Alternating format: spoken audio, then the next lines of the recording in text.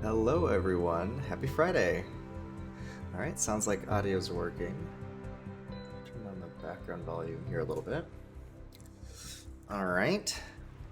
Well, why don't we dive in? So, we have a fun day today, and it's a little different than the last two lessons in that this is meant to be a ground lesson only. So, this is the kind of lesson we might do if there were bad weather outside and we couldn't go flying for whatever reason. And so we'll make good use of the sim because I think it's a great tool for teaching some of these concepts, but we won't do any actual sim flying today.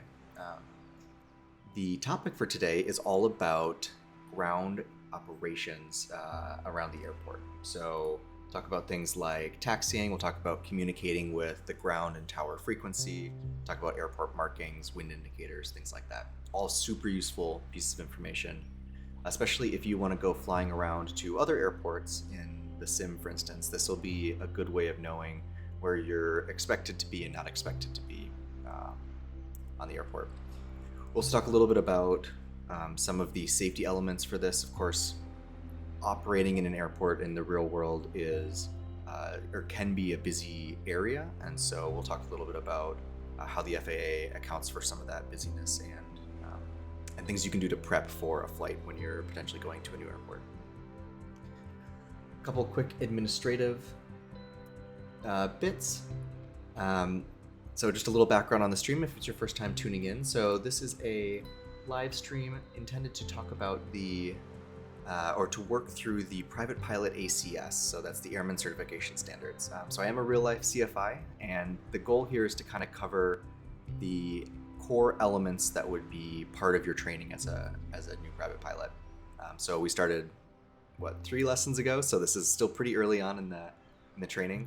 I do want to give the disclaimer that the best and really only way to get good flight instruction is one-on-one with an instructor. So this format for doing flight instruction isn't all that great.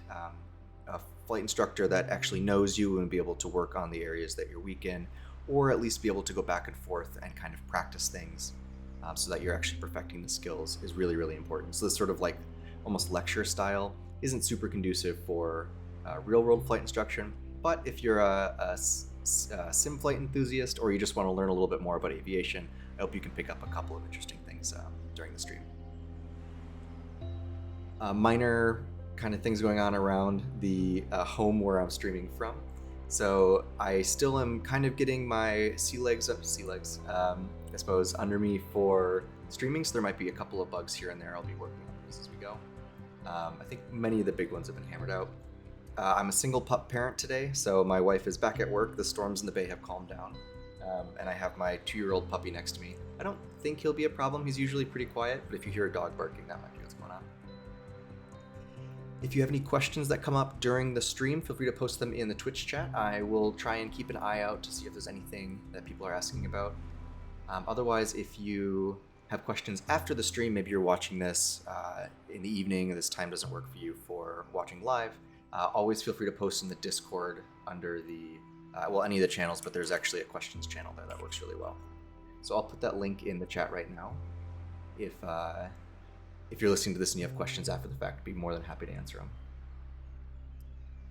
That also reminds me that there's another new command. So if you are trying to find the add-ons that I'm using, you can type !add-ons, and the auto moderator here will post what different scenery elements I'm using. It's all from flightsim.to. All right, I think that's it. The last thing I'll mention is if you are interested in flying, and I hope you are, I would highly recommend doing a demo flight with your local flight school. So wherever you are, if you just look up the nearest airport, there'll probably be a school or a CFI or some way to get connected into the community. And that's a great way to just get a sense for if it's something you'd really enjoy doing. Most of the people that I know who started flying started with just a demo flight. Also a great gift idea if you have a birthday or maybe a late holiday gift that you're trying to get figured out. All right, let's dive into the actual lesson. So one of the things I want to talk about first, I had one follow-up from the last flight, and that was a question on the GNSS sim here. So when we're in the aircraft, there is GNS. GNS 530, which is the Garmin product that does the GPS and comm for us here. And I was using these, and I couldn't remember what they call them in the official manual. So I did confirm that they're called groups. These, how it says nav here, waypoint, nearest, these are all groups. And then the individual pages that you move through are called pages. So waypoint group, and then we're switching through the waypoint pages. Related to that, if you are trying to get better with the flight sim here, or if you have an airplane that you're trying to practice with for your own lessons, often these avionics will come with some sort of simulator tool that you can actually practice with on your own. So specifically, I went online and searched for the Garmin GNS 530. I could only find the 530W, which is the WAS-enabled one, but it's close enough for at least kind of playing around with a lot of these things. So let me show you what that looks like real quick. Okay, so this is the Garmin trainer. So this is an example of what a simulator might look like for one of these. This is from the Garmin company itself. And so if I turn on the comm, that'll get the whole thing kind of booted up. And it'll do the whole setup as though you would see in the actual plane. So whereas Microsoft Flight Sim kind of takes some shortcuts on some of the avionics packages, this is supposed to model everything as it would actually work. So the self-test is actually something it would do, and all the other pieces of information. So this is another way of finding out. For instance, I was mentioning yesterday that it didn't match my memory of how the actual device worked. The Microsoft Flight Sim version didn't match my memory of how the actual one worked. So this would be a good way to actually go and test to make sure that you're learning something that works as the actual device does. So anyway, just good to be aware of. Oh, this is not a rotate. This is a click thing, these buttons. Yeah, so this is really, really great for testing things out, and you can play with it. I think there's ways to actually set it so that you can kind of fly and change your altitude, and it'll sort of simulate like actually flying around. Yeah, there you go. So sort of shows you doing some stuff. But yeah, that's just the quick overview on it. All right, so that is the Garmin. Let me go back to, I'm actually going to drop over to my Mac screen here, and we can dive into our lesson. Any questions before I get going here?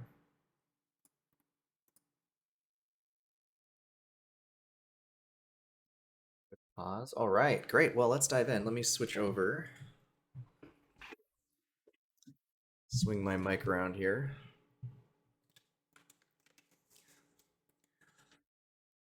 All right, I think that's good. Great.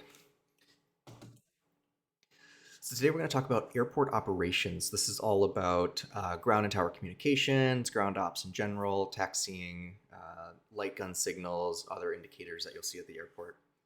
Like I said, well, let's run through in order here. So the objective today is to understand airport operations, communications, traffic patterns, light gun signals. A couple of references that are useful.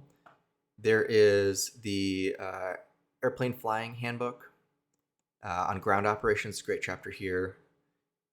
The Pilot's Handbook of Aeronautical Knowledge on Airport Operations, also really good. They have a lot of good diagrams showing the different markings that you'd see at the airport as well. And then the AIM section 2.3. So this is the actual airport marking aids and signs. The AIM in general is really good too. So all three of these are excellent resources to go and either flip through if you just want a quick overview, but also to really sit down and read are really valuable. So a couple of handouts, which if you were a student, then I would print these out and actually hand them to you to look at and kind of study a bit more. But for today, we'll just use them for reference. So there's the diagram of the taxiways at Palo Alto. This you can find online if you just search KPAO or Palo Alto Airport. The chart supplement page, also available online. So this is for Palo Alto. Common radio calls we'll talk about later on. Light gun signals we'll talk about later on. Yeah, and then, of course, the Airman, the Private Pilot ACS, which is the Airman Certification Standard, the kind of standards that pilots are expected to be able to meet, Section 3 on that. So this one doesn't build on any specific lessons. Again, we're kind of early in our lesson plans here, so that sort of makes sense. Leave that open. Schedule for today, I have us booked for 1.5 hours of ground time. Because we'll be going back and forth with the sim, we may actually go a little longer than that in this one because we can really explore what some of these elements look like at at least a simulated airport. Whereas if we were on the ground in the clubhouse, maybe then we'd probably just look at some pictures and talk about what they mean. So, but around an hour and a half, I think, is about right. All right, let's dive into the lesson elements. I'm going to check the chat real quick, make sure there's nothing, no questions popped up.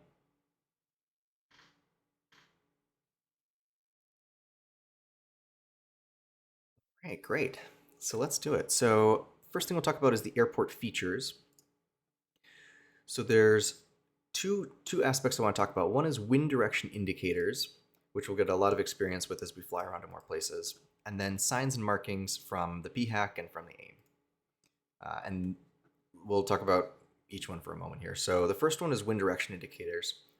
The most common one you'll see is the windsock or cone. And I'll show you, actually, we're going to go look at the Palo Alto one right now. There's two other ones that are less common, but you do see them on occasion. The first one is the tetrahedron, and this is essentially like a wedge-shaped wind indicator, where the cone, or the windsock, works by wind blowing through it, and so it sort of shows, sort of like a kite, and that's how you can tell which direction the wind is coming from. The tetrahedron works because it's more aerodynamic at that kind of skinny point on the end, and so it will actually point the direction that the wind is coming from. So where the windsock is more like a kite, the tetrahedron is more like a aerodynamic sort of wedge, so it's going to want to point directly into the wind. The last one here is the wind T, and you'll notice it has a little almost tail fin here. Make sure that my mouse is showing up.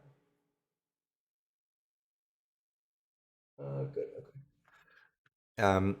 So you'll notice it has a little bit of like a tail fin here, and you can think of this like an airplane. So for the wind T, it wants to point into the wind in the same way an airplane wants to point into the wind. So it has kind of this long tail that's going to go opposite from the wind, and then the nose, sort of like the nose of the plane, is going to point into the wind. Your plane actually will want to do that too, so we'll talk a little bit about that when we talk about taxiing later. But part of the reason that we deflect our controls in certain ways is because the airplane naturally wants to point into the wind, just like the wind T. Just like all of these, really. Okay, so let's go look at the airport real quick. So flipping back to the sim.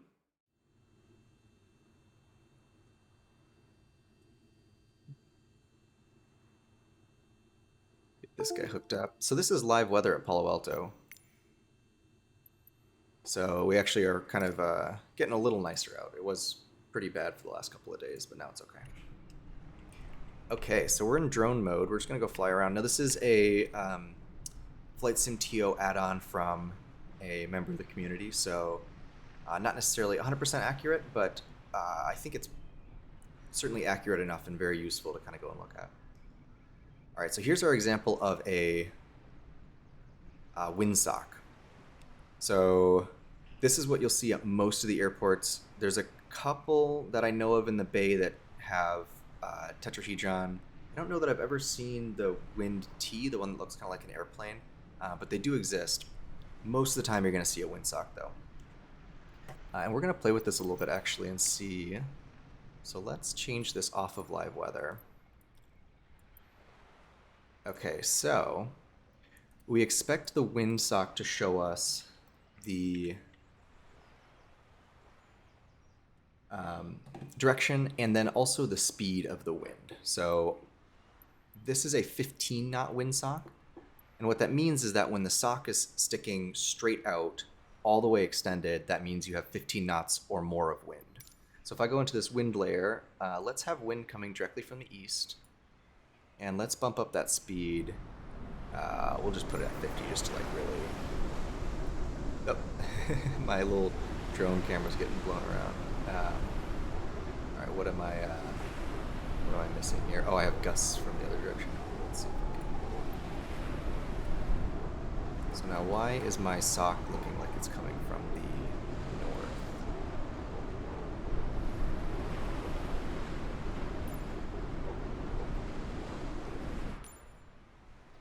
to make sure it's not something about the... Nope.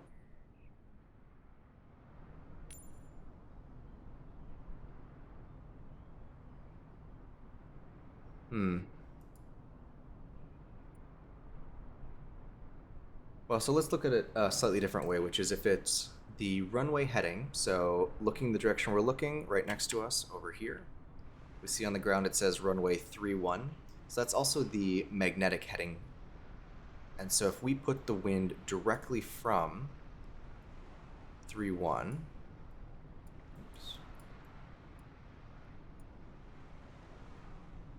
we'll talk a little bit about magnetic versus true north a little later. So, okay. So there's 3-1. Let's see if our windsock lines up. Yeah, so the windsock should be blowing directly at us, which is sort of a bummer if it doesn't. I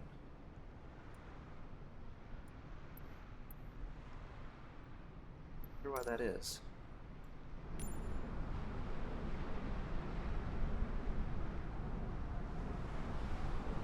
Oh, that's too bad.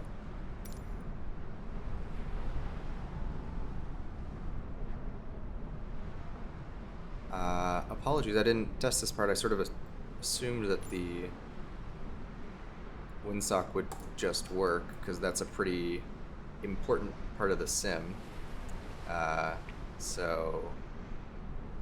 Alright, well, let's read the windsock as it is and not worry about what this is telling us it should be. So, the windsock is pointing from the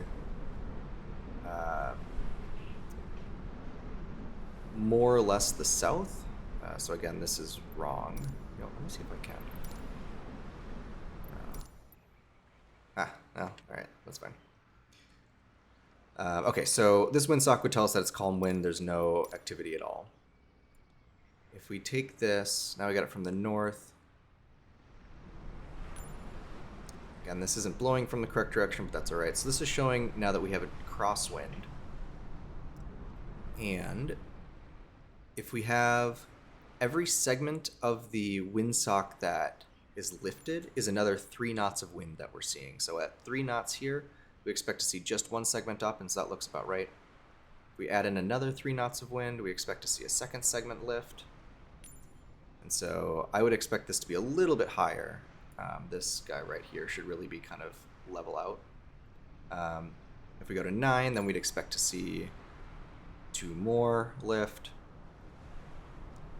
12 should be all but the last segment then, and then 15 should be all the segments.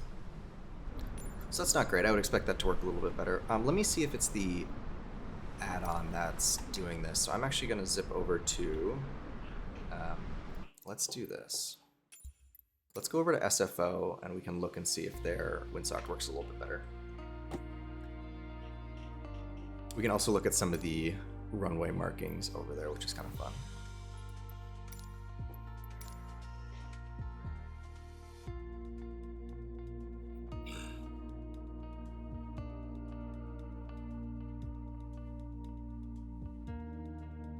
Alright, well while that loads up then, so we'll go and check out their windsock, see if we can get a little more accurate reading from it. Let's flip back over to the Mac real quick and talk about some of the airport markings you're likely to see.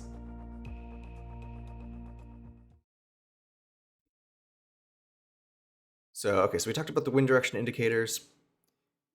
The signs and markings are, depending on what part of the airport you're in, you might see different types of things marked on the ground. They're really good about choosing what particular markings mean what things, because they want to make it as straightforward as possible, but you do kind of have to memorize what each of them means so that you know what they mean when you see them.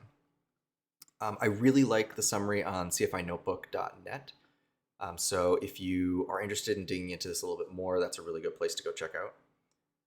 Okay, we just loaded up at SFO. Give that a second here. So let's quickly cover just a little bit of what these look like. There's different types of runways, and so you can see visual runway looks like this. Non-precision runway has these, my instructor always calls them piano keys. I should get the actual name here in a second. And then a precision runway has a little bit more markings on it that each indicate something for when you're trying to do instrument flying, so that's flying in the clouds. We'll keep going down here. So one thing I mentioned a moment ago is that the runways are labeled to show you the, let me see if I can look at here. So like there's, it says, let's get one that's facing the direction we're looking. There we go. Okay, so if we go over here, that's one right and one left at SFO. And so that means that the magnetic heading of the runway is 1. Or I'm sorry, is 0, 1, 0, so 10. If it was a magnetic heading of north, that would be 3, 6. So let's quickly go back to the flight sim.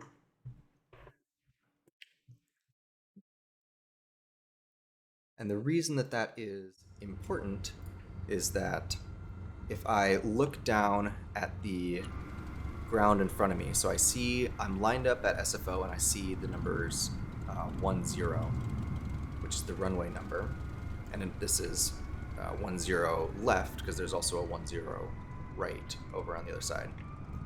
But if I look down and I see it's 10, then when I go inside the aircraft, I expect to see on my compass that the heading I'm facing is also 10.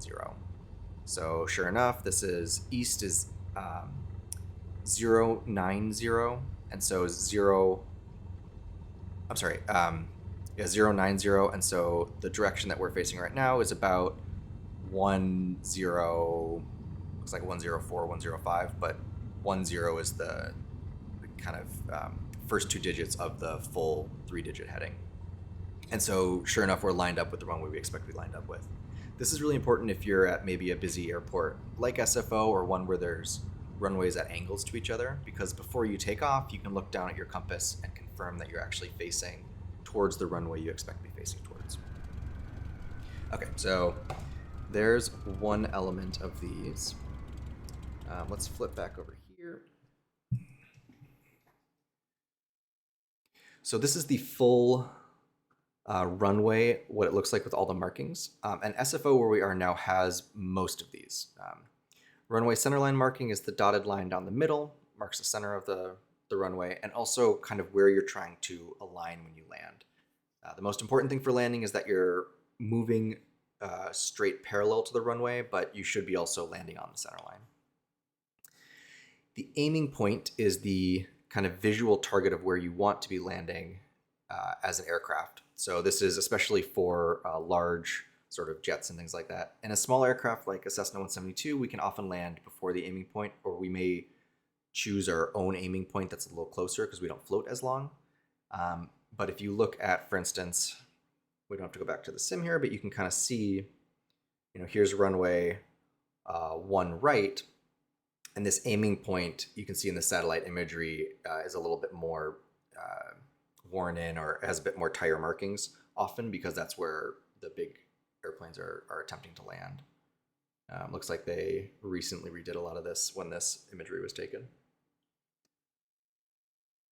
All right, runway touchdown zone marking, identify landing operations at 500-foot increments. So from the threshold here to this first one, if you look when I do my little, there we go. So this is a 4-flight feature you can do. So that marks off 500 feet. If we go to the next one, I forgot the touchdown zone is its own thing. So that's 500 feet. But then if we go for this next one, again, 500 all the way down. So each of these sort of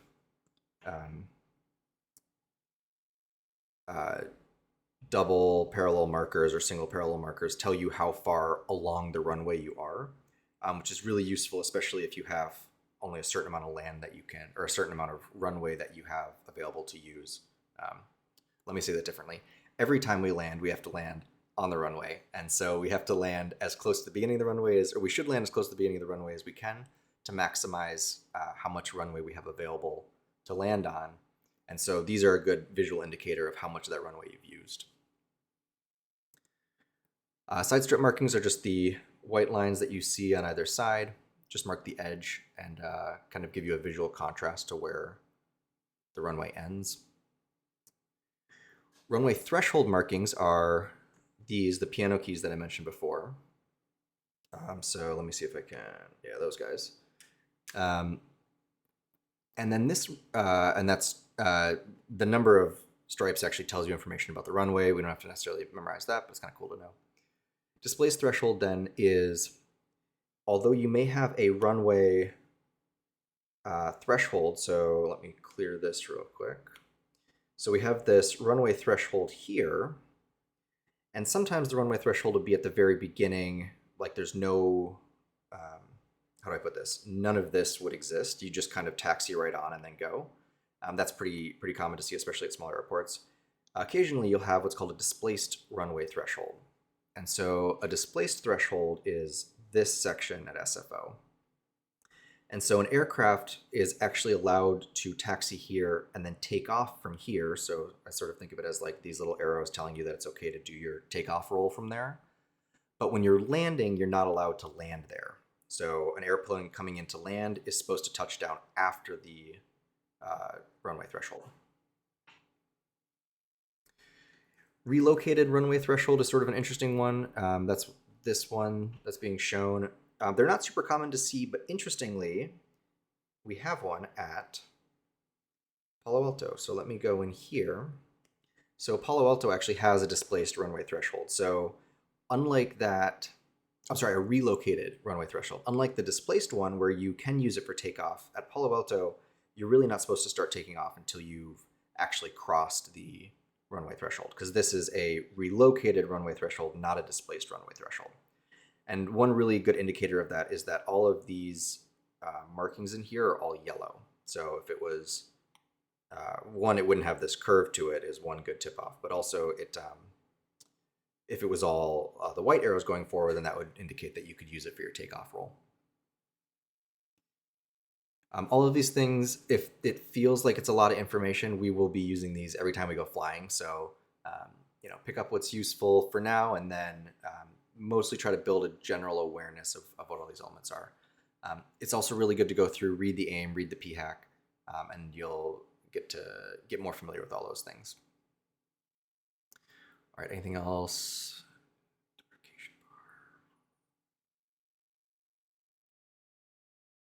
Oh yeah, these are kind of useful. So all of these things are sort of now getting into you might see them at bigger airports. So like these chevrons here, for instance, this is all not to be used for a takeoff. It's like it's a safety feature, or actually that's the blast pad stopway. I'm gonna talk about all these. Okay, let's get into the taxiway markings. So where the runway uses all these white lines, taxiways use yellow lines. So SFO has some pretty complex ones. Let's go back to Palo Alto and look at, you know what? Let's go into the sim actually.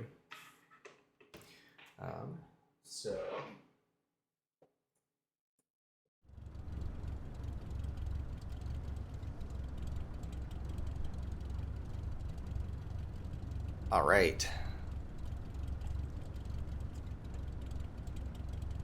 So back in the sim, and I'm just going to kind of move around SFO here a little bit. Now, SFO has a little bit more intense in some ways taxiway markings. It's a little bit more busy than we might see at a smaller airport like Palo Alto, but I do want to kind of show what these look like. So these yellow lines are the taxiway center lines. And so when we're taxiing around, we want to have our nose wheel aligned with this. In our first flight, we talked a little bit about how you can kind of check that, and you want your right foot to kind of feel like it's right over the line when you're taxiing. But you really want to keep the plane centered in there, because the airport is designed so that there's enough room on the sides for your wings. And we'll talk about how you can confirm that later. Okay, I'm gonna run through all of these examples because they're kind of cool to see. So this is an enhanced runway center line. It's the same basic idea, but it sort of indicates that you're coming into maybe an area you need to hold short. We'll talk about all these markings in just a second. But it's essentially like a prepare to stop sort of signal.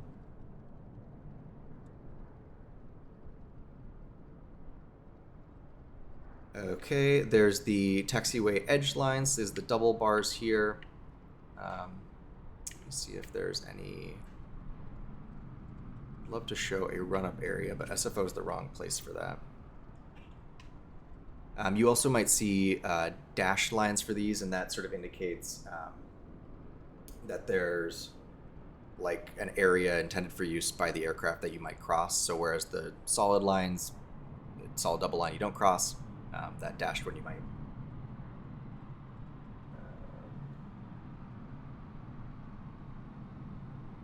Okay, now we can talk about some of the location signs. So this is where SFO is maybe more complicated than I want to focus on for a first lesson on this. Let me see if I can find a good section of it. I'm looking at the airport diagram right now. Okay, there's a couple codes. So we can use SFO. I'm going to go up to the north side of SFO. Just pardon my... yeah, this is fine. I'll tell you what I'm going to do. I'm going to go back here, because this will be much faster to move. Boop, boop, boop. Okay, great. Here we are, now lined up at the taxiway. Okay, great. So, oops. Okay. So the reason I wanted to do that is that there's less confusingly named runways here, and I think it's sort of useful to see. Oops. Let me reset my camera here.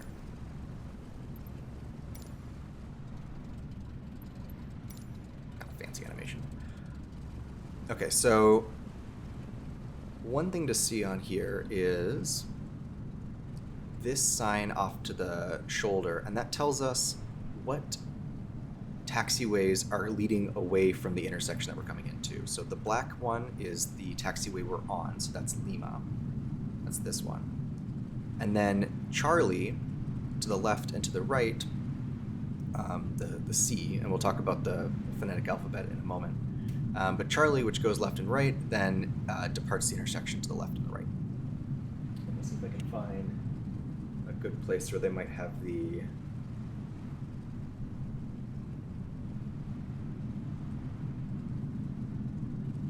labeled on the ground. It doesn't look like SFO does that, which is too bad. Okay, well, let's look at one last thing then real quick before we leave SFO.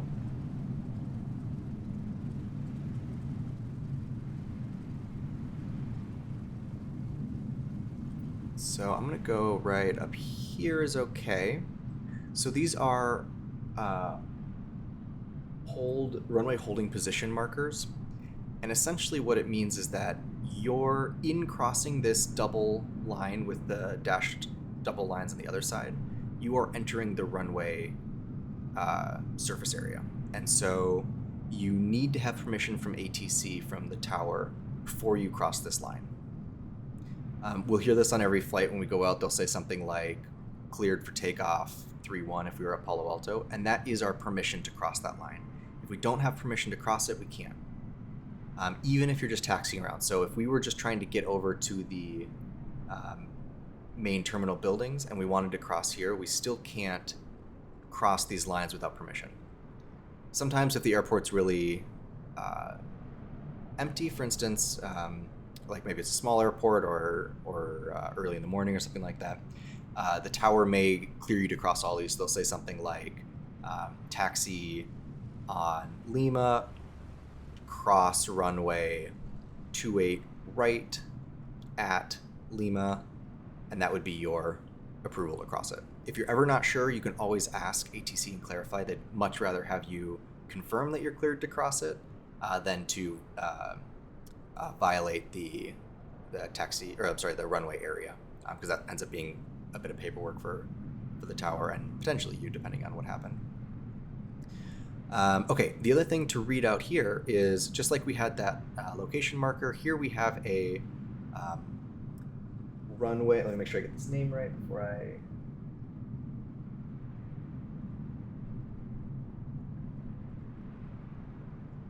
Yeah, runway holding position marker. Okay, so it's just the sign on the left is the same, basically the same information you're seeing here. one interesting thing about this sign is the side that the number is on is the direction to the start of that runway. So if you turned left onto this runway, you'd be heading towards the start of 28 right. If you turn to the right, you'd be heading to the start of 10 left. So in just seeing, like if you showed me just this sign and nothing else about the airport, I can tell you that you are currently on Lima, which is a taxiway. I can tell you that you're holding short of runway 28 right at the intersection at Lima, the taxiway you're on. I can tell you that 28 right is to your left and 10 left is to your right. So one runway to the 28 right is if you turned left here, and 10 left is if you turned right here. So there's a lot of information just sort of encoded in here. Oops. Another bit that you can kind of pull out from here is that because this is 28 right to our left, sorry, that's a little confusing, but because the runway 28 right is to our left, that also implies that there's a 28 left that's probably beyond this runway, and maybe even a 28 center or others. And sure enough, if we look out, there is a 28 left just beyond this one. So now, just because all that information is in the sign doesn't mean that this should be the first time you're figuring it out. So we're gonna talk about how you, before you go to an airport, would be able to look at this information, understand what route you're probably gonna get, and then we'll apply those things in all of our future flights. But that's sort of the idea, is that a lot of these signs are designed very cleverly to give you a lot of information about the airport. 28 right, 10 left. Okay, so again, the runway hold position markings are really important. So this is a very key takeaway from, I would say, today's lesson is to be aware of where these are, and you don't want to cross them without permission.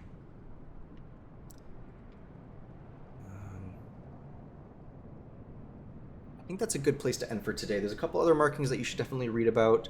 For instance, like Palo Alto has some of the same thing as this, which is this kind of green section. I was once told to just kind of treat it like grass. Essentially, it can't support the weight of an aircraft, so you shouldn't drive on it. But also, it's off the taxiway because it's beyond the double yellows.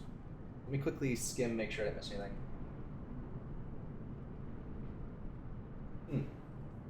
Actually, yeah, let's look at these two. So I'm going to go down. I'm going to do that same teleport the aircraft thing. Pardon the zoom.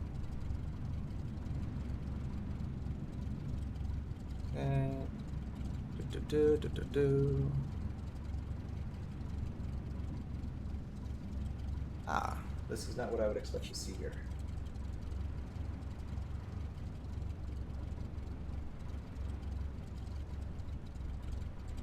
Interesting, and it's not what they have on the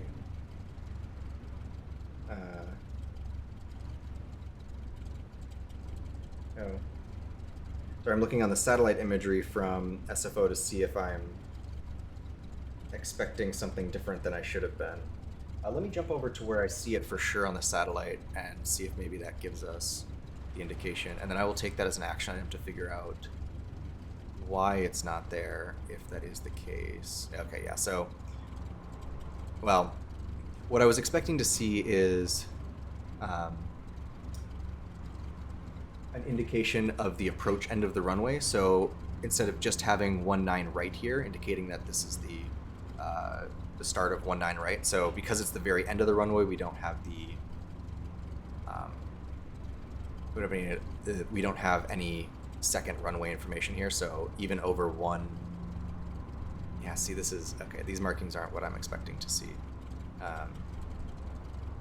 At any rate, so, same sort of thing we were talking about before. So in crossing this, you're going to the start of 19 right. You got to hold short of the runway hold position marker, there's bars here. And there's a symbol. And I'm going to look up and just make sure that I understand where it should be before I claim that the game is not showing it right. Although I do think it's not showing it right.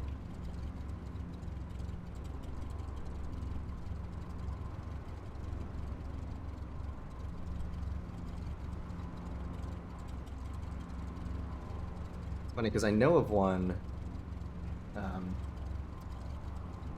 So I've never landed at SFO myself, but there's a couple of airports around the bay that have an indication. And essentially, it's the approach end of the runway that gets marked in a specific way. And I'm wondering if there's a particular reason why. Either it's just an artifact of the game, or if it really isn't marked for SFO. But I need to do a little bit more research. So we'll go on from that one.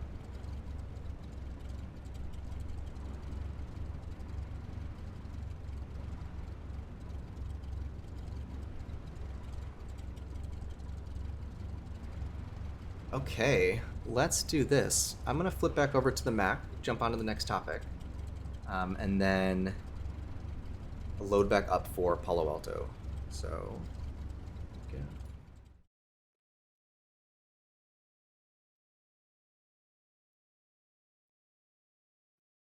Swinging over here. Okay, so like I said, lots of other bits of information. Oh, this is a really important one, actually.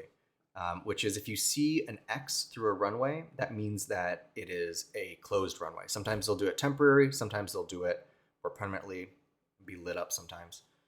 There's a really famous story about Meigs Field in Chicago, which was a airport that was right downtown Chicago and had this really pretty incredible view of Chicago when you were coming in.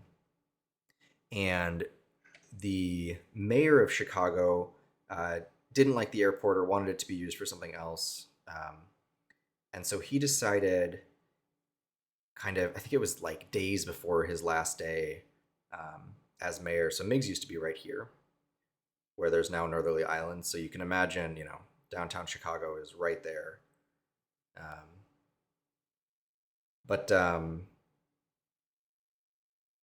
So like there's the Loop if you're familiar with Chicago. So Meigs Field was a really cool kind of area, and it has the stadium as well as the aquarium, the observatory, a bunch of other really neat things. And essentially what the mayor did is he came through in the middle of the night and had bulldozers bulldoze X's in the runway. And so symbolically, of course, it's destroying the concrete of the runway, so that's an important aspect of it. But also the use of the X was an intentional choice because that's the way that you close a runway is by marking it with an X like this. Of course, most of the time, if you're going to see an X, you're going to see something like this, maybe like this if it's a little more permanent. You won't see bulldozed X's, but that was his sort of approach to it. All right, a little depressing, but sometimes that's how it goes. Okay, so let's go back over to talked about airport features. Let's jump into radio communications. Also checking the chat real quick if anyone has any questions.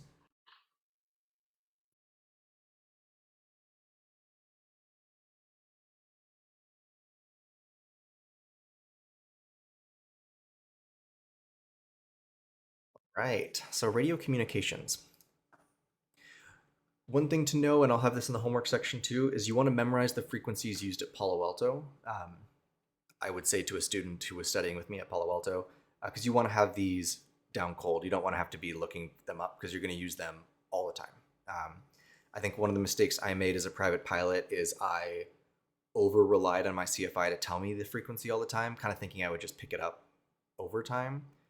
And really, you want to just drill these a couple of times, maybe make some flashcards. We can talk about ways to practice them. One really important one that's universally applicable, no matter where you're flying in the country, is the emergency frequency 121.5. So if you're ever having an emergency or you just need to reach someone and you're not sure what the frequency around you are, 121.5 is the guard frequency, and in general, someone around there is going to be listening to it unless you're in a really, really remote part of the country. So this is a good fail-safe if you're not sure where else to contact. For Palo Alto, so we have ATIS. This is the Automated Terminal Information System, which I can do like that. Automatic, Terminal Information System. And that's the frequency that we use for this one. Ground frequency, which controls movement on the ground of the airport, and tower frequency, which controls the runway and then all the airspace around. 118.6. When you're making radio calls, there's a couple of elements that will always be mentioned. So who you're calling, who you are, where you are, and that's in 3D space. We'll talk about that in a second. and then what you want. So who you're calling, who you are, where you are, and what you want. There's a couple of phraseology things that we'll talk about. Essentially, the goal here is to clearly and concisely communicate whatever information you need. You'll get some varying opinions on how polite. I mean, you should always be polite, obviously, but how direct you should be on the radio. Some people will say things like a little bit of fluff words. I'm very much of the opinion that the less you can say on the radio means the less congested the radio is, which means the easier it is for everyone else who's using it. So as a courtesy, I try to keep my communications as short and concise as possible. If you ever end up in a situation where something weird is going on, or you're just not sure what the right phraseology is, you can talk to the tower like a human. Like you can just say, what's going on, and not try to use the proper phraseology. But really, anytime you can, we should be practicing proper ATC phraseology. So again, who you're calling, who you are, where you are, and what you want. All right, so when ATC talks back to you, so you're going to say something or call them up and ask them for what you want. And when they respond to you, there's certain things that you have to read back to them called required readbacks. This would be things like, if you're getting taxi instructions, you have to say the runway number you're going to, the taxi instructions you were given. If you're going to hold short, line up and wait, cleared for takeoff, cleared to land, all these sort of clearance things you want to read back. When we get a little further along in the training, we can talk about what things you can leave off. When you're first getting started, reading back the full instructions is a fine thing to do. So whatever they say to you, you can say directly back to them. Do make sure you understand what they said, though. Just because you can kind of like replay it to them, you also want to make sure that you've internalized kind of what the request is. One other thing is that sometimes they'll ask for specific requests in the ATIS. So when we listen to the Palo Alto ATIS, they'll say something like, read back all hold short instructions and runway assignments. And that's essentially saying, if we give you a hold short instruction, you need to tell us. If we give you a runway assignment, you need to tell us. You need to say it back to us so we know you heard it. One of the other things that actually I should put on here is expecting responses.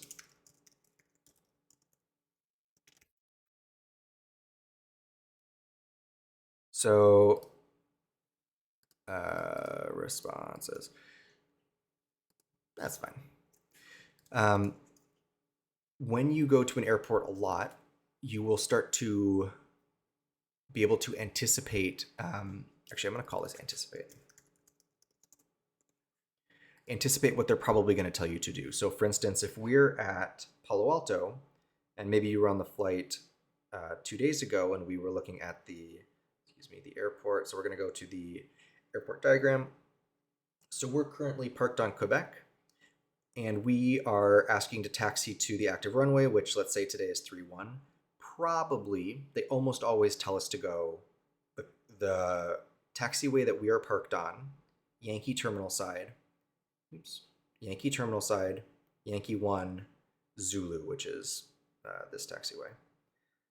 So probably that's what they're going to tell us to do, because that's almost always what they tell us to do. And that's kind of how they manage the flow of the traffic. So when you're going out, they typically send people kind of this direction. This is at Palo Alto. And when you're coming in, they typically send people kind of that direction. So that's sort of the flow around the airport. You do need to also be listening to what they say to see what's different than what you anticipated. So maybe there's someone currently parked on Quebec and they're going to say something like taxi to Juliet and Papa, and then come back along Yankee. So you just need to be kind of anticipating what they're going to say, but then also ready to hear something different. Another place this is really common is when you're actually coming in. Let's say that we're out flying around the area here. So maybe we've been flying over in Crystal Springs. That was the place that we were yesterday, kind of doing climbs and descents. And so when we're coming back into Palo Alto, we're going like this, they're probably going to tell us to enter left traffic and come into land, probably.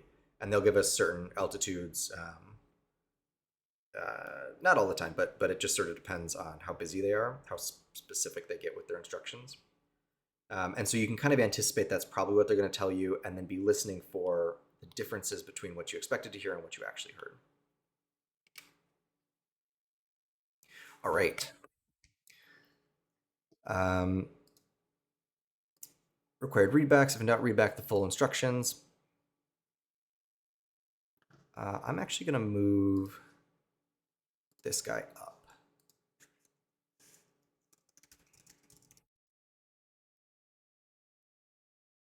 So let's quick sidebar on this because I find myself referencing this a lot without having explained it. And I want to have this be a little more clear. So you've probably heard me already a couple of times say things like Quebec or Papa as the names of the taxiways.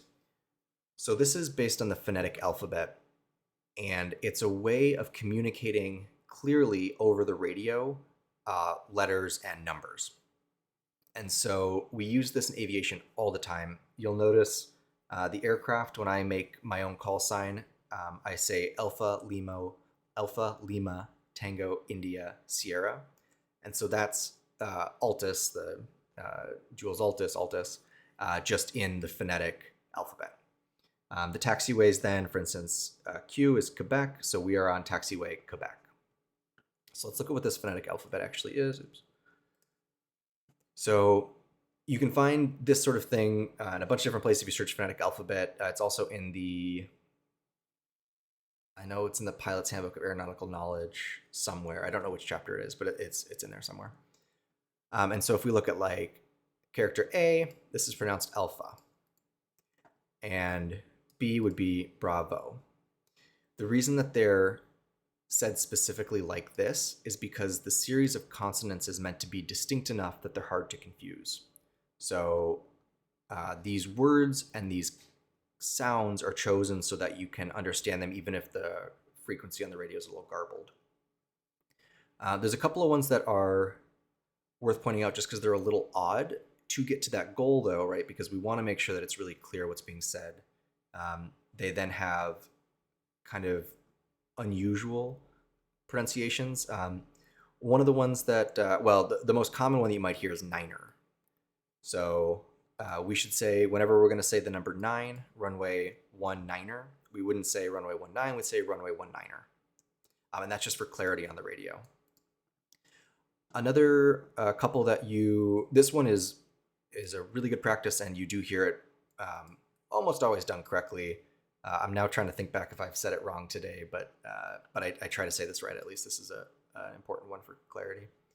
There's a couple other ones that you don't hear said technically correct all the time on the radio. Again, it's good practice, and actually the ATC in Microsoft Flight Simulator is really good, I think, about pronouncing these correctly.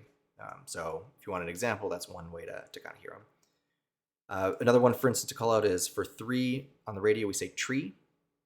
For 5, it's fife. Yeah, those are the rest of these are pretty much what you'd expect. The only other one that kind of you'll hear different pronunciations for is papa and Quebec. You'll sometimes just hear papa and Quebec. Not the end of the world, but technically this is papa and Quebec. So just to keep it distinct from the others. Okay, so that's also with these taxiways, the names that we call them. So we are now on Quebec. We are going to, probably turn on to Yankee, which is Y down here, Yankee, and then onto Zulu is the last one here. So, okay. These are really good to start memorizing early. So my recommendation would be start practicing them. The way that I learned them, which I thought worked just fine, is to sing the ABCs whenever you're washing your hands, because that's how long we're supposed to wash our hands anyway. I think you're supposed to do it through twice, but anyway, but if you go through and say, Alpha, Bravo, Charlie, Delta, Echo, and just start drilling them and trying to practice them, and then start trying to use them when you can at the airport. It's really good. And it obviously, well, maybe unsurprisingly, it works really well for communicating letters and numbers if you have to, for instance, call someone over the telephone. So another good use case for it. All right, talked about the the phonetic alphabet. Let's jump back up here. Quick sidebar. So we were talking about radio communications, and so we have a couple of required readbacks. So ATCs can respond with something, and there's certain things we have to say back. When in doubt, you can read back the full instructions. That's just fine. Just make sure you do understand them, or ask for clarity if you don't. After tuning a frequency, so let's say you are flying around and you put in the tower frequency to go say something to them. You want to pause for a moment to make sure that there's not an ongoing conversation. The advice I was given that I think works really well is to just count to 4, and that seems to be about the magic duration. So you might tune into Palo Alto and then listen 1, 2, 3, 4. If you don't hear anyone, then you can start speaking. Typically, if there is a conversation going on, someone will speak in that 4-second interval. So at least you won't be likely stepping on someone. It does happen. It's not the end of the world, but that's a good practice, is count to 4 before you start speaking. Next thing is to mentally rehearse what you want to say before you key the mic. So before you start talking, you want to have thought through what you're about to ask. And again, this comes back to the who you're calling, who you are, where you are, and what you want. So you'll hear me, I'll kind of say out loud what the conversation would be. But before, if I have something complex or unusual that I want to say, I'll kind of run through in my head what I'm going to say and also what I anticipate they're probably going to say back.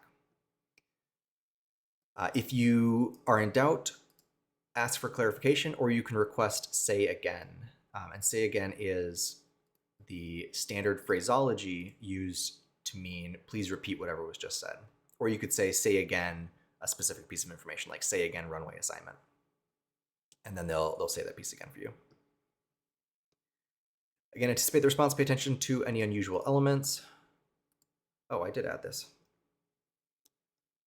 Yeah, okay. I'm going to change the order on this in general. I'm not sure that I this is a really, really important piece of information, this who you're calling, who you are, where you are, and what you want. And I feel like the kind of denseness of this piece is sort of making that tricky. All right, I'll look at that afterwards. All right, if in doubt, clarification or say again. Anticipate the response, pay attention to any unusual elements. So if there's something different than what you anticipated, don't just do what you anticipated. You got to actually listen to what the response was. That's a mistake that can bite pilots. And last thing to talk about is stuck microphones. So every now and then your key will be stuck in. So you have this little button on the yoke that you're pressing, and that's how you activate the microphone. Sometimes that can get stuck, or maybe there's something in the circuit that's closing that shouldn't be closing. You have a couple of options. One is sometimes you can just kind of jiggle it loose if it gets stuck in there. If you're constantly transmitting, you'll see a little T on the comm frequency. I don't think I can do it in the sim, but we'll try that maybe in just a second. But that's something. If you don't hear it, you check for the transmit. What else? There's a couple other tip-offs that you might hear. One is if you have it set up so that you can hear the other passengers talking, and their volume suddenly gets kind of dimmed, or it sounds quieter than you'd expect it to. That may be because you're still transmitting for whatever reason. So I actually had this. This is sort of a funny, kind of embarrassing story, but it's probably a good example of what this is like in real life. So I had taken a couple of friends up to Napa, which is about a 45-minute flight from my home airport. And we were in a little Piper Archer 2, which is one of my favorite kinds of planes. And we had just landed at Napa, and it was a busy weekend there. And so you could see that there were all of the nice kind of fancy jets and all the people in town who were coming up to Napa in their private planes for the weekend.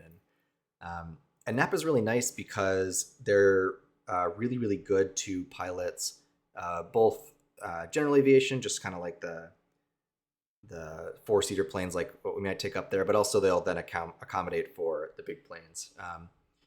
So essentially, as you're coming in, you typically, if you're in a small plane, you land on this runway, and then you might taxi off on Echo or something like that. And so for this entire bit of it, you have this view of essentially where all of the really nice planes are parked. Um, and so a couple of the passengers in the back were sort of like, wow, that's so cool to see all the really big planes, or like all these kind of fancy planes all parked there and stuff. And we were just sort of chit chatting about Napa. And fortunately, I was saying all good things about Napa, sort of how they're really nice about the kind of the four-seater planes, the smaller planes, despite the fact that they have these kind of big ones that come in. And the responses I was hearing from my passengers were all really muted. Like it just sounded like they were kind of distant. I almost wanted to turn up the radio volume because it seemed like they were quieter than they should be. And then suddenly I sort of thought, wait a minute, I wonder if I'm still transmitting. And so I look over at the radio, and sure enough, it has the little T indication that you're transmitting. And I was sort of like, oh man, all of that definitely just went through. So anyway, whoops, sorry, bud. I just ran over the dog a little bit. He's looking at me pretty mad. Sorry, bud. Did I get you? Oh, sorry. Thank you. Sorry about that. All right, I think he's mostly upset I woke him up.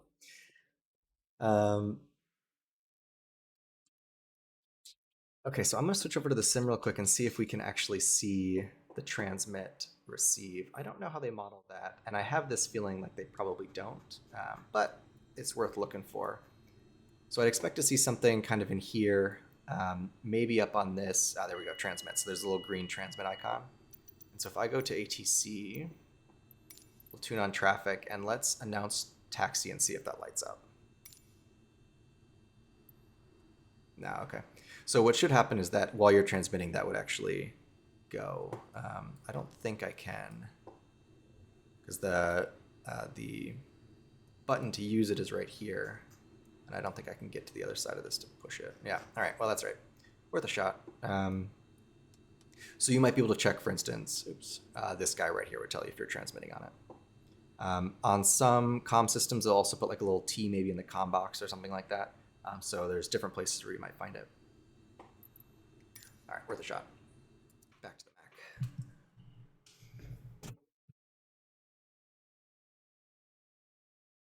Okay, so that's radio communications. Let's do a little bit of practice on those. So ATC phraseology, we want to use sort of the same, the standard phraseology the whole time. And you know what I'm actually going to do here is, I'm going to make a note to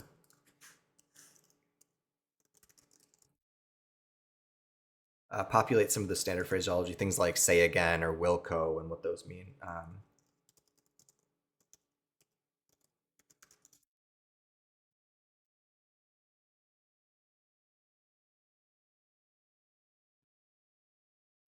Okay, so just to talk about these three real quick, because these are kind of common ones you might hear. Say again means whatever was just said, please say that again. Roger means that you acknowledge whatever was just said, but you're not going to read anything back. Again, this goes into the required readback section. So if Palo Alto asks you to read back all runway assignments and hold short instructions, let's say they assign you runway 31 and you just say Wilco, well, then you're not complying with what they asked you to do. So you can sometimes, and you just say Roger, then that's insufficient readback.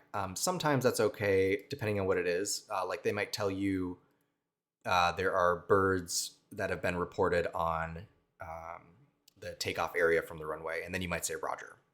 You also may just say your N number, which is another way of acknowledging that you heard what they said. So you might just key on the microphone and say Cessna Alpha Lima Tango India Sierra. So, just basically to say the name of the plane that heard what you said, and that's all you need to communicate, because then they understand that you heard what they said.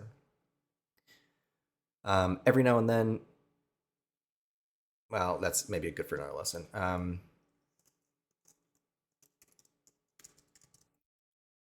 Note on, I'll mention this just because I've kind of led into it. Sometimes you'll hear people just double click the radio, they'll just go click, click. And that's another way of saying that whatever you said was heard. I might do this if the information being transmitted was just truly informational, like it doesn't need any specific acknowledgement, and even if they didn't know who responded to them, it wouldn't really matter. Um, or if the frequency is really congested, if they're super busy.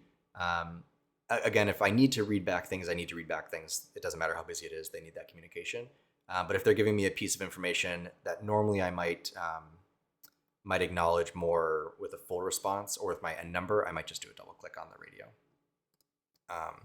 So probably in the actual flying we do, this will come up at some point, so you'll most certainly hear it.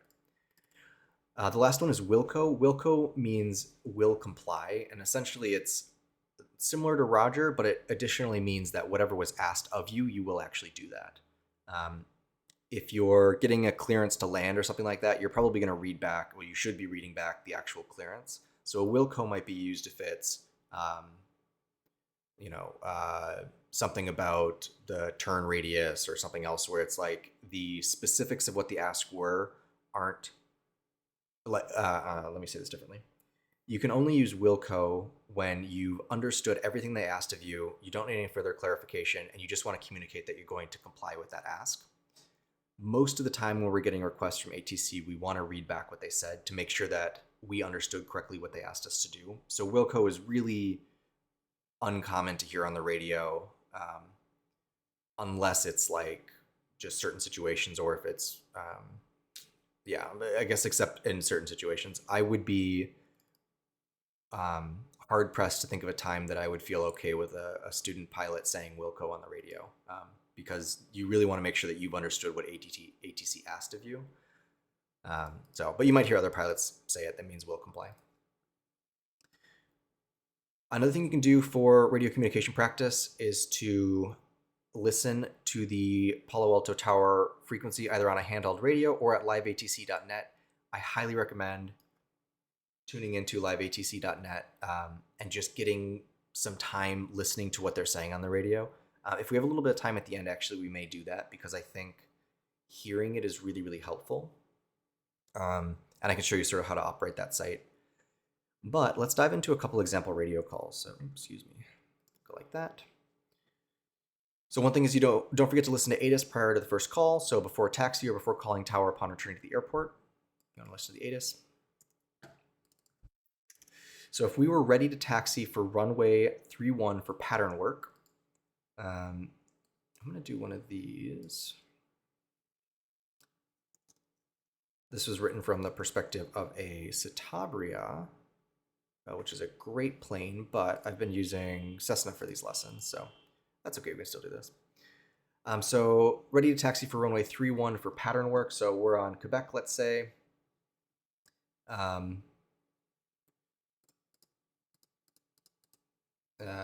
Well, we can read these off specifically. So let me move this airplane real quick so that we're actually where we say we're going to be. West Valley parking is kind of down in this area here, so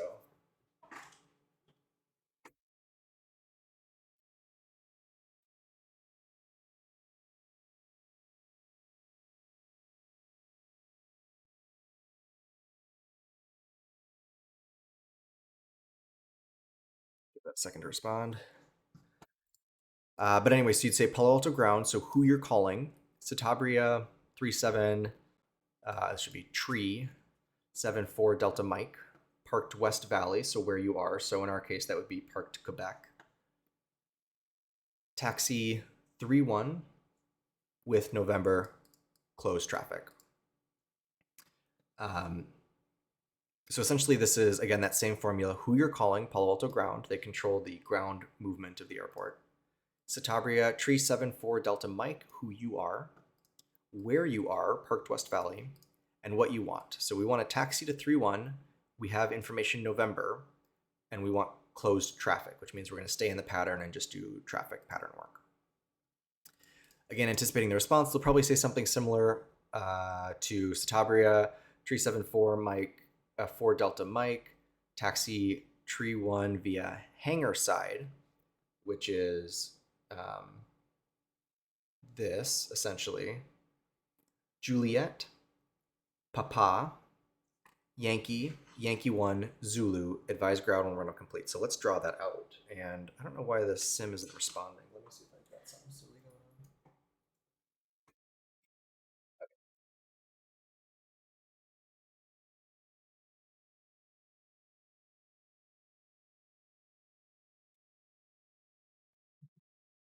Okay, so now we're actually where we said we were in this call. So they're saying Satabria 374 Delta Mike, taxi 31 via hangar side, Juliet, Papa, Yankee, Yankee 1, Zulu, advised ground. So what I would probably draw then here, and I typically just write it um, in kind of the remarks section of the ATIS. This is where I copy down all the information. So we said we had November, maybe we would grab. But you may, depending on what you're doing, want to just do your own kind of fresh pad. So they said to taxi to 31, hangar side, Juliet, Papa, Yankee, Yankee 1, Zulu, and then advise ground run up complete. So then I would read back to them and say 3-1 via hangar side, Juliet, Papa, Yankee, Yankee 1, Zulu. And you could say will advise, you can also leave that off, but that's the expectation at Palo Alto as you advise. Okay, so what does that look like on the ground then? And the next thing we do is we would draw out what that taxi instruction actually looks like in practice, because we want to make sure as we're taxiing that we know where we're going. So this might be sort of come up through here. And then this is the hangar side transition they're talking about. So technically uniform is this bit. Juliet goes to here. So, but anyway, so hangar side to Juliet, and then Papa, and then Yankee. We'll do a stop at the run-up area to Yankee 1, to Zulu, and then eventually we go to 3-1. Of course, there's the let me do the aerial map. The hold bars, runway, hold position markers here, so we couldn't cross this without getting permission, like we talked about earlier. But that's sort of what the taxi instructions generally look like. Okay, so then we get out, we go and taxi. I'll just do this in the sim, but I won't flip over. I'll just kind of show it here. So go like that. Let's pop up. There we go. Yeah, it does update. Okay, so I'm kind of putzing through that. There we go. Okay. And then the whole time I would have this iPad in my lap, so I'm confirming both on the ground and... actually, I do want to show something. So back to the flight sim. One of the other things that you're looking for is the taxiway markings on the ground. So you'll notice that I see Papa in front of me here, and I have Juliet, is that J right here. So that's how I know which taxiway I'm on and which way I'm turning, if I don't have those signs on the side of the taxiway. So as I'm going around here, I'm turning on Papa, I follow Papa all the way down, and then I get to Yankee, which is the Y here. So back to Mac. So I'll continue going here, and then here we are in our run-up area. We do a run-up here.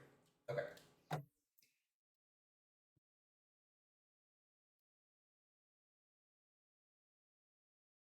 So the next thing is, this is another example. If we were going to go taxi to 3-1, maybe we were going to leave in a particular way. So whereas before we were saying we want closed traffic, now we're saying we want to do a left 270 overhead departure. So left 270 overhead departure, we'll talk more about with departure procedures, but essentially is turn to the left, do a 270, and then head out that direction.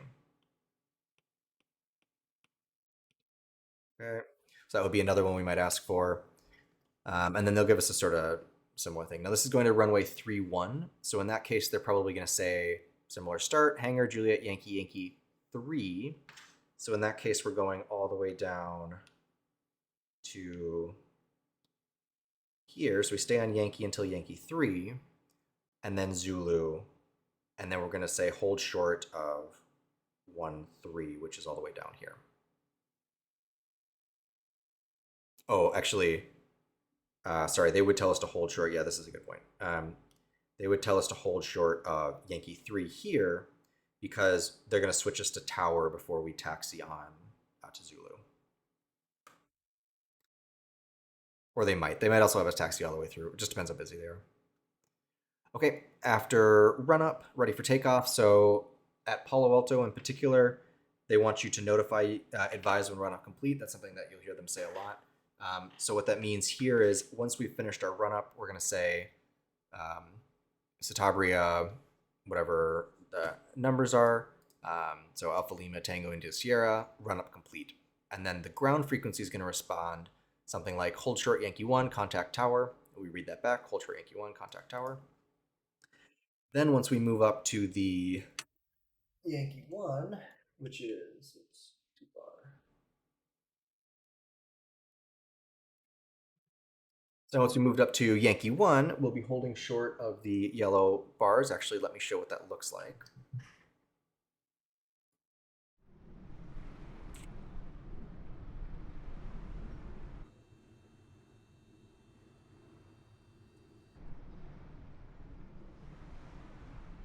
So this is a taxiway marking that we didn't talk about, and this is the movement area line. And so in this case, they want us to hold short of this line, and this is sort of a unique feature of Palo Alto. So when we talk about other airports, you'll see it kind of in a different location, but essentially everything on the side of the line we're currently on is not actually controlled by the ground frequency. They technically can only give us advisory because we are outside of the movement area. This is essentially like the parking lot, kind of. But for Palo Alto, they do give us instructions to keep traffic all clear of each other. And so, despite this movement area line being here, it's in practice sort of treated as though the ground does control that area. Technically, they don't, though. It's just an artifact of the way Palo Alto is set up. But anyway, so this is the movement area line. And so again, anytime you're seeing this sort of pattern of like a solid line on one side and a dashed line on the other, usually you don't need permission.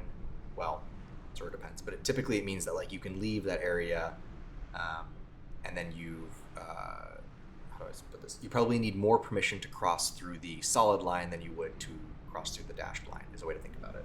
In the same way that if you look at the runway hold short marker up here,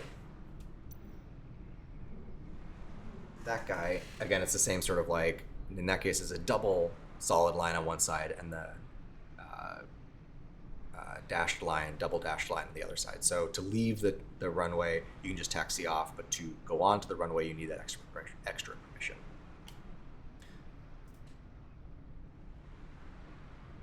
All right. So I think I'm gonna make a note to go and.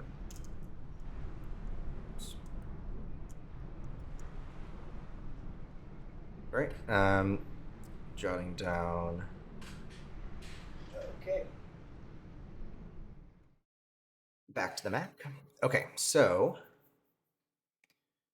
now we're holding short of Yankee 1, so we're here in the script.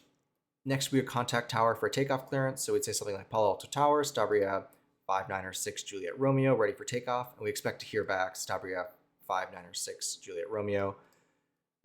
Again, same thing. It's who we are.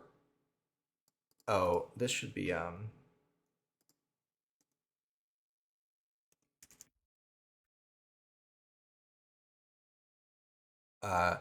who we're talking to, who we are, where we are, and what we want, ready for takeoff.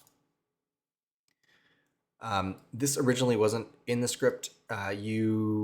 Because you just had a handoff from the ground to the tower and they're sitting in the same building and coordinating back and forth, almost certainly they'd know that when you say ready for takeoff, you're holding short at Yankee 1, because that's what the ground frequency is always going to tell you to do for this particular kind of takeoff. So good practice, because we should always say where we are, but you probably could get rid of this and you'd be okay with that.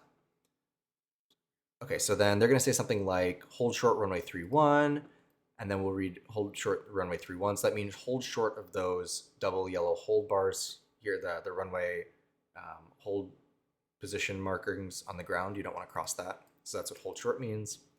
And then later they'll say something like cleared for takeoff runway 31, departing left Dumbarton, departure, whatever. Maybe follow Cessna upwind if there's traffic or something you're going to follow. And we read back. our N number, so 6 Juliet Romeo, clear for takeoff 3-1, left and Martin departure following Cessna. I made a note to clean this up a little bit because I'm realizing that it goes back and forth between sort of the 3 alphanumeric identifier version versus the 6, or the 5 full N number version. We can talk a little bit about why that is. I'll mention really quickly why that is, but this is, I think, for an early lesson, I'd rather have it be that you're always using the full N number. Let me just write a note to change that.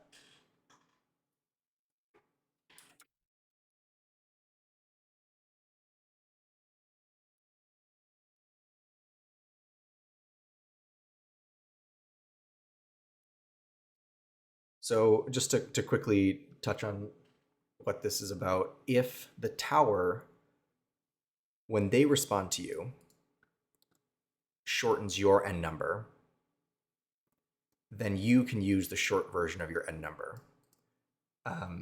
So essentially, if you think about from the tower's perspective, they're controlling a bunch of different aircraft. A lot of aircraft have very similar call signs. For instance, most of the Cessna SPs, Sierra Papa, end in Sierra Papa. So you might have 316 Sierra Papa, 315 Sierra Papa, 456 Sierra Papa, all in the pattern together. And so if everyone was shortening to just the last 3 letters and numbers of their N number, you'd end up with multiple people that have the exact same or very similar sounding call signs. So if the tower feels that there won't be confusion, they might shorten you just to the last 3 of your call signs. So for my simulated plane, it's Alpha Lima Tango India Sierra. Often it gets shortened in the simulated ATC. It'll shorten it to Tango India Sierra, basically saying that there's no one else that has a similar enough call sign to Tango India Sierra for it to matter. And so we can shorten to just the last 3. But there's nothing wrong with using your full call sign every time. So it congests the radio a little bit in that you're taking a little bit more time to say the full call sign, but it's totally fine, especially as a new student, to use your full call sign the whole time. So just Cessna Alpha Lima Tango India Sierra, or in this case it might be Citabria 596 Juliet Romeo, just to make sure that you're communicating exactly who you are. As you get a little bit more experience, though, you can listen for when the tower or ATC shortens your call sign, and then you can use that shorter one. Every time you get handed to a new ATC person, you should use your full call sign again. So if you're going flying and you get handed to a new tower, you should use your full call sign until that individual shortens it for you, and then you can use the shortened version. All right, initial call for returning for landing, Palo Alto Tower, Citabria, 596 Juliet Romeo. Again, full call sign the first time you call them up. Slack at, say, 2,500. Inbound with Romeo. So essentially you want to say who you're calling, who you are, where you are, and remember that when you're flying, you're in 3D space. So where you are, and then inbound with whatever information you have. And that just tells them that you want to land. Now you might say inbound to land. If you want to land, you might say inbound for pattern work if you want to stay in the pattern. But just inbound means you want to land. Expect a reply like Citabria 596 Juliet Romeo. Notice he did not shorten my N number, so that's something that I would note. Palo Alto Tower, make left traffic runway 31, departing Palo Alto to the south, traffic departing Palo Alto to the south, climbing through 2000. Okay, so what this means is, let's zoom out here. So Slack, one bit that's kind of useful, and if you want to know where to get this, I can post after the fact, but there's all these reporting points around the bay that different airports use. So for instance, Palo Alto use like the birdhouse or duck pond and stuff like that. Or they might say that Palo Alto, the Stanford dish, the Palo Alto dish, is kind of a useful thing for reporting points. But for now, here's Slack is marked on our map. So what we've told them is that we are at Slack here at 2,500 feet AGL. And then they're going to go on their own radar map, and they're going to say, okay, we see that there's someone at Slack, and we see that they're coming in. Oops, let me do it like this. We see that there's someone at Slack. We see that they're coming in to land. And so they've told us to make left traffic, so that's this sort of traffic, into Palo Alto.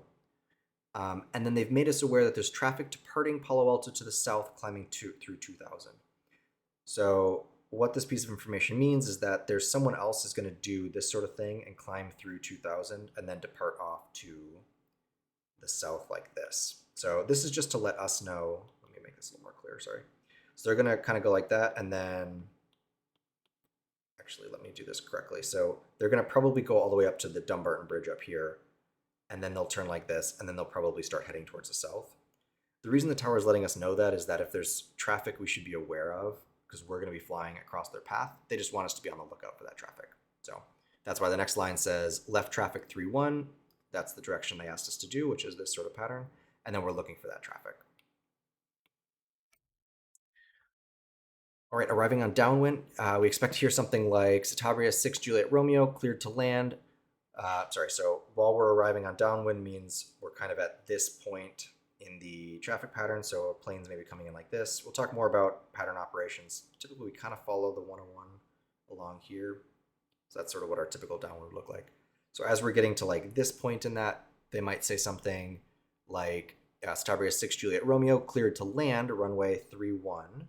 So that's this runway. And I'll tell you what I'm going to do actually is, I do have extended center lines. Add to route. There we go. Okay, so this is runway 31. I like extended center lines. It kind of shows you, are you doing an actual square? So that's what it should look like. Cleared to land runway 31. So that's this runway. Number 2, traffic in sight. Oh, I'm sorry. Number two, following Cessna 1 mile final. So what he's told us is that there's a Cessna 1 mile away from the airport. So like somewhere like here. And so as we're,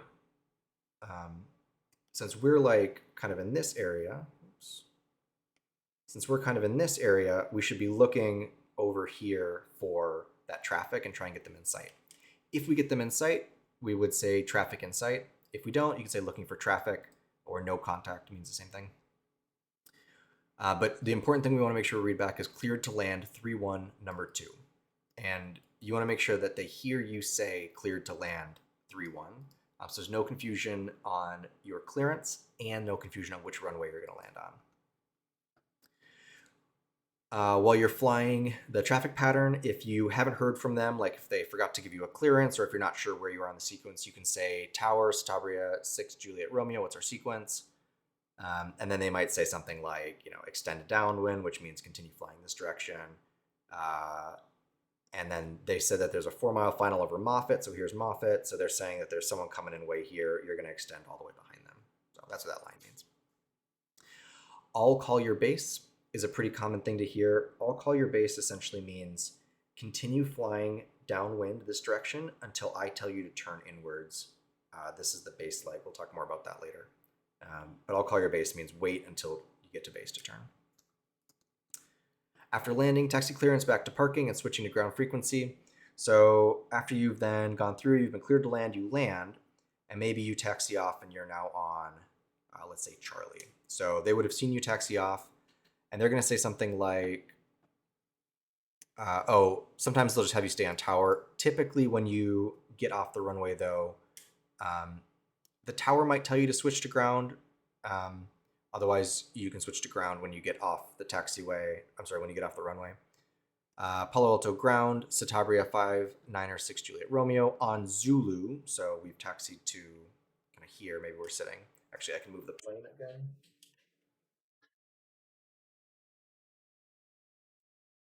So let's say we've landed. Great, Charlie. Okay, so we've gotten off the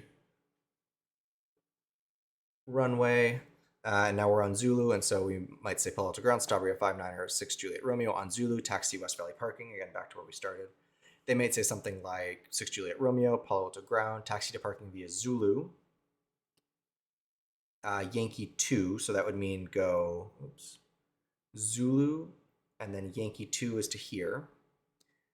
Juliet, suggest Juliet, and then hangar side. So Juliet all the way back to where we started back here.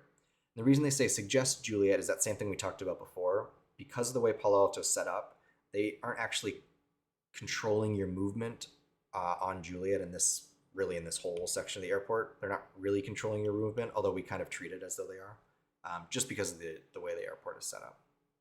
In most airports, though, it would be, taxi via this, taxi via that, and you have to do what they said because it's a request from ATC.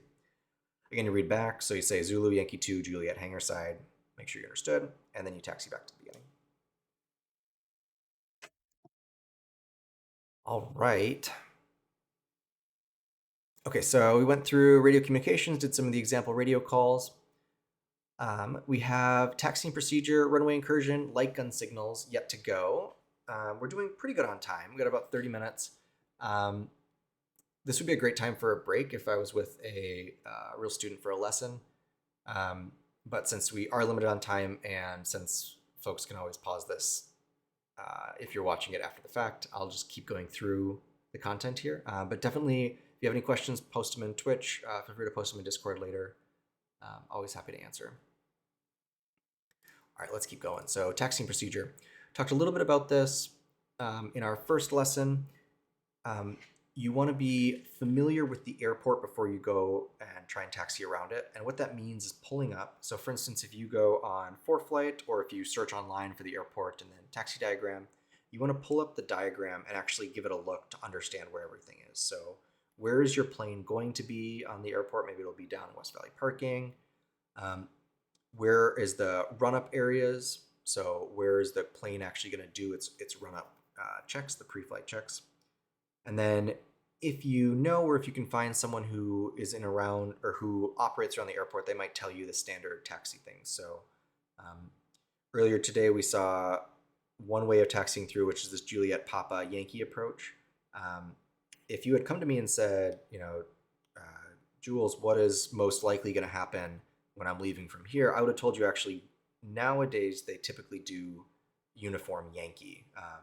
This is kind of the more updated approach that you'd use for taxiing. So both of those work, and you got to be ready for whatever they need based on where people are around the airport, but typically they kind of send you the long way like that.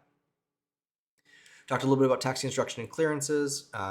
They'll give you a series of taxiways that you're going to use. I do expect students to write down what they hear so that they can read it back and also reference. And then it's a really good habit to go and draw it on here. If it's your home airport and it's the taxiway, the taxi instructions that you always follow because it's the standard way of doing it, not as big a deal, but especially at new airports, you want to write it down and then draw where you're going to be going. The next one we didn't talk much about on the first one, but let's hop over to the sim real quick and look at, actually, I want to pull up this picture and we'll talk about it. So one of the things that I'll expect you, the hypothetical student, to start doing in these upcoming lessons is to start correcting or positioning the controls relative to the wind for taxiing. And so we do this for a couple of reasons, but the kind of short version is that we want to make sure that the aircraft is not going to get picked up and flipped by the wind if it's strong. So we can actually play with this in the sim, hopefully have a little bit of fun, but let's look at this, this image here. So this is from the, I believe it's from the Airplane Flying Handbook, AFH. And essentially, depending on which way the wind is coming from relative to the airplane, you want to either have up aileron, which means, well, I'll give a better way to remember this, but essentially, if it's a quartering left headwind, then we want to use aileron on the left, aileron up on the left-hand wing. And so when we deflect the aileron up here, it pushes the wing down. Actually, we can look at this in the sim, it'll make more sense. And then neutral elevator, so we don't push the yoke forward or back. For the wind up to the right, it's the opposite. When it's wind from the back, we actually push forward on the elevator. So we want to keep the elevator down because we don't want the wind to get underneath the elevator and flip the plane forward. So if there's a wind coming from this side, it can actually flip the plane kind of from the back to the front. The way to remember this is to think about diving away from the wind. So when the wind is coming, or either diving into or diving away from the wind. So if the wind is coming from this direction, you turn the controls into the wind. keep the elevator neutral, but you're basically turning yourself into the wind, turning the aileron controls. If the wind is behind you, a quartering wind, then you're turning like you're diving away from the wind. So you're going to turn the controls away from the wind and then also push the elevator forward for that dive forward. Let's look at what this looks like in the sim real quick. And maybe we can play with the ground simulation, or I'm sorry, the forces simulation a bit, see how that works out. So now we did have a little bit of a problem earlier with the wind not lining up with where we expected it to line up. So we'll have to kind of play with it a bit and see if we can actually get the behavior we're expecting. Okay, so let's look at this. So we talked about the, I think this will work. Sorry, I'm trying to make sure this is small enough you can actually see. So we talked about that if the wind is coming from a left quartering headwind, so if it's coming from like where this 1331 sign is up here, then we'd want to deflect our aileron up to the left and then our elevator neutral. So if I flip into the plane, you can see what I'm doing. There you go. So I have wind coming from the 3-1 sign, and so I'm essentially turning my yoke just off to the side here. If I had wind coming from like maybe where the tower is or over on those trees, then it's the opposite. So again, I'm turning my ailerons into the wind. And what that means, we'll see if we can actually get it, but at least I can show you outside of the plane, is that if we had wind coming over the wing this direction, we have this up, and so that's going to then keep at least some force down on this wing so that the wind doesn't get under our wing and flip us over. So wind coming from, so that's sort of why we're diving into the wind is the way to remember it. Because we want to make sure that we are having a down force on this wind, on this wing, so the wind doesn't pick up the wing and flip the airplane over. If we had a quartering tailwind, so let's say that we had something coming from maybe this yellow sign or the bridge off in the distance, then we want to dive away from the wind. So if I go back into my controls, rotating this way and pushing forward. And so that's going to make sure a couple of things. One, it's the same concern as before, is we don't want the wind to get under our wings. So that's why we have it, the aileron on that side deflected down. But then also we have our elevator deflected down because we don't want the wind to get under our elevator. If we did this poorly, let's say that we didn't do that, or even we had the elevator lifted up, you could see how a strong tailwind could actually pick us up by our empennage and flip over the plane. It could pick us up by this, by the tail and flip us right over. And we'll actually play with that in the sim, see if we can get the plane to flip. Again, quartering tailwind from the other side, then it would be the opposite. So you dive, again, if the wind was coming from southeast, so looking at the heading indicator in this direction, then that would be coming from the right behind us, turn to dive out of the wind, and then push the yoke forward to dive away. When we're taxiing, we'll use full deflection the whole time. So, you hold the yoke forward, hold the yoke to the side like this. It can kind of get to be a bit of a pain, a little bit tiring, but it's really important, especially for strong winds. We talk about crosswind landings. You'll see how some of this stuff really translates all together. Okay, let's play with a little bit of, how are we doing on time? Let me make sure I don't have much more. Let's play with this, and we'll time box it just for 5 minutes, see if we can actually have some fun with the simulator here. So in the developer mode of Microsoft Flight Sim, if you're so inclined to hop in there, you can go and look at aircraft, and then where is the one I want?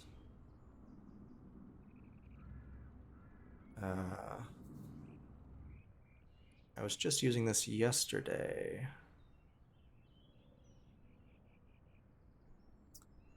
Is there, maybe there's no lift because I'm not flying? It doesn't make sense.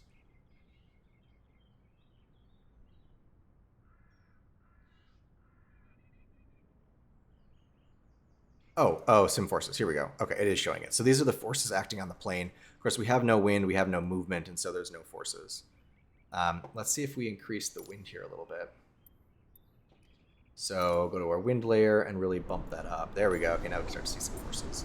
Good. So we have a westerly wind. Now I don't believe this is working correctly. Oh, but it does look like it actually is. Okay, cool. So that's kind of useful. So we are currently facing 1-3, so the wind, if I move this directly behind us, should be coming from, let's see, coming from 3-1-ish. Oh, you know what? I was doing my winds backwards earlier. Okay, well that explains a lot, actually.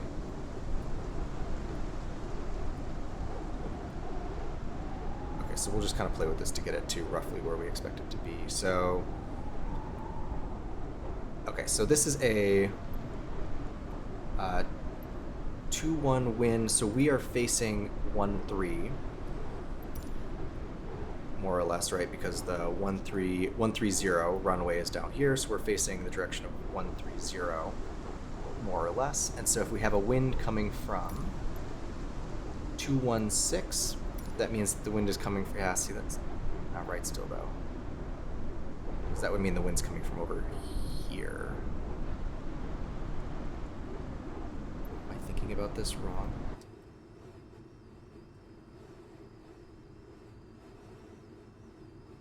Oh, okay, well our heading compass has processed quite a bit. That's funny. So let's fix this, because remember our heading indicator should match with our... I'm going to guess this has to do with me slewing the airplane all over the place. Okay, so there's 1-3-0, which is also the direction we thought we were facing. Okay, and so if I have wind coming from 2-1-0, it means it's coming from over here. And if I zoom out of the plane... Oh yeah, okay, so wind's coming from 2-1-0. Okay, yeah. So I just had my compass rose mentally mapped wrong. Okay, so wind from 2-1-0, so we're getting a little bit of a quartering headwind. So you can see that there's very little force on the tail, on the elevator here. So that's kind of what we expect. We got a lot pushing on the tail of the airplane, and so if this was a really strong wind, this would actually turn us into the wind. So that's what I meant by the airplane naturally wants to align with the wind. I don't think we can make this strong enough that it actually does that, but we can try. Oh yeah, there we go. Okay, well that was fast. Okay, well there you go. So it did want to align with the wind, and sure enough, it is very doable in the sim. Okay, cool. Well, great. All right, this is actually really good for a demonstration then. I'm gonna put this back so we can get it to a quartering tailwind again. I guess I could play with the wind now that I got it down, but that's all right. Okay, so again, let's increase the wind. Let's say maybe we have like 20 knots of wind or something like that. So, okay, so, well, let's increase it a little bit more so we can see it better. And I'm going to get rid of gusts so we can deal with that. Okay, so again, we have a quartering headwind, and so we want to deflect our ailerons up like that. And you notice when I deflect that aileron that I reduce the lift on this wing. And so I'm making it less likely that the airplane's just going to get picked up and pushed over. So let's do this actually. If I go like that, I would increase the lift. So I want to push it that way. Let's increase this real quick and see if we can find the difference. So I won't have any aileron if I was doing my wind correction wrong. You can watch how the wing's getting lifted up there. You can actually see the airplane's going up. Now if I had done my wing correction right, I could go much higher on this until I get blown sideways. Okay.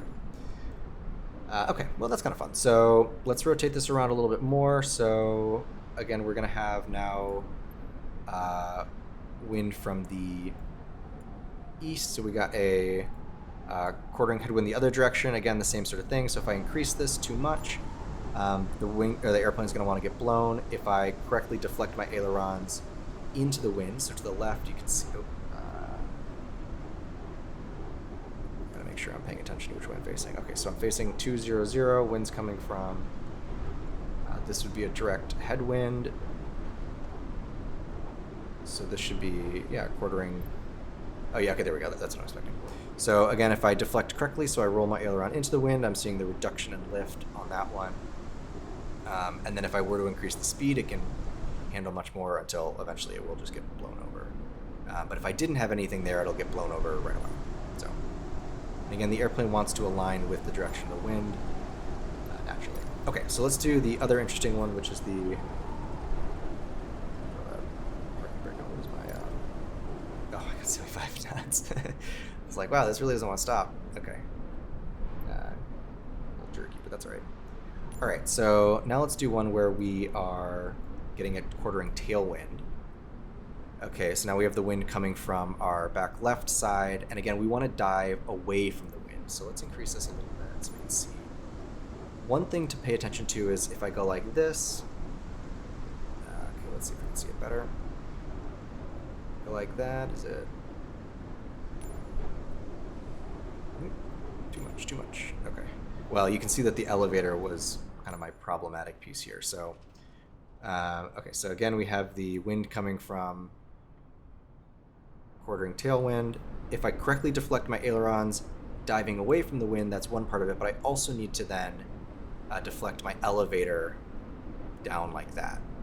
And so we start to see where if I had it up like this, the wind can actually get underneath. Sorry, I'm trying to get a better view on this. You can actually see. Okay, so if I push my elevator forward, so I'm diving away from the wind like I should be, then as I increase this, the wind won't be able to get under as well, and I can't lift up the plane. So if I let go of the elevator like this, all of a sudden the wind can get under. Let's see if I pull it up. I might not have enough wind. So I'm just gonna increase this by 50. Also write our time box. Okay, there we go. So about, oops. All right. Well, let's get this guy reset here.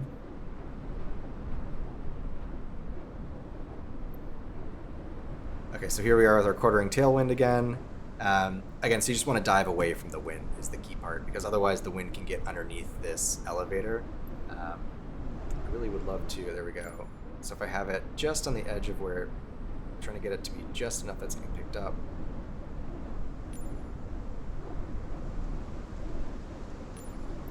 Okay, 35. So now if I let go of the elevator, or worse, if I were to pull it the other direction, you can see how we notice the lift vector changes considerably, and so all of a sudden we lose all that downforce that we really need to keep the airplane stable. Okay, well that's at least sort of useful to see. So this downforce is then keeping us in place. All right. Well, that was some fun with the sim. I hope you enjoyed that. Let's switch back over to the Mac and finish off here. Turn developer mode back off.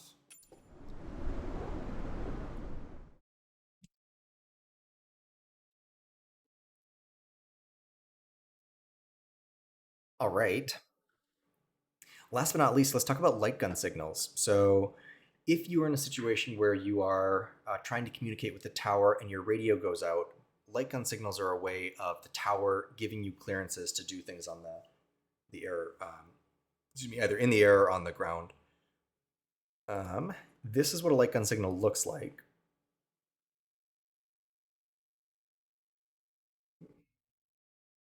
Sorry, there you go. So that's a red. That's green. If it was flashing, you might see something like that. Okay, so if you're on the ground or in the air, that's sort of what it looks like. You kind of get a sense of, at least you know what you're looking for. This is what we're going to talk about now. So one thing to know is if you do have an issue on your radio, there's a couple of things that you want to debug first before you assume that you've totally lost your radio. One is if you pull out the volume knob, it will remove the squelch and then allow you to hear the kind of buzzing of the radio, the background noise, and so you can make sure that your volume's quickly set. Another one is if your headphone cable became disconnected, happens from time to time. Good flight deck management, making sure you don't have things in your way, will kind of minimize that chance, but it does happen. Or you might have other, depending on the type of aircraft you're in, other kind of common radio issues that your instructor can talk to you about. In the case where you do lose your radio, you can't get it back, you want to study and memorize the light signals, but really, you want to have a copy on your kneeboard because people forget in the stress of the moment. So one of the pieces of homework we'll talk about today is to go and print the light gun signals. You should have a copy on your kneeboard. You don't want to be trying to remember in the stress of it. These are what they look like. So if you get a steady green, it means if you're on the ground as an aircraft, you get a steady green, it means you're cleared for takeoff. If you're an aircraft in flight, then you're cleared to land. So steady green essentially means cleared takeoff, cleared land, just good to go. And the kind of rule of thumb I have seen online, which I tend to agree with, is if you're getting anything other than a steady green, you should go to your kneeboard and look up to make sure you're understanding. If they know you don't have a radio, the airport's going to do whatever they can to get traffic out of your way to get you on the ground because they don't want to deal with you. But if there's a reason they can't and you get one of these other signals, you really need to know correctly what's going on. So memorize them, but also print it out on your kneeboard. Flashing green, clear for taxi if you're on the ground, or return for landing if you're an aircraft in flight, and then eventually they'll give you a steady green when you're clear to land. Steady red means stop on the ground or give way to other aircraft and continue circling. So if you lost your radio, you come back to the airport and just circle above traffic pattern altitude above the airport, and the tower will figure out what's going on and eventually start giving you light gun signals.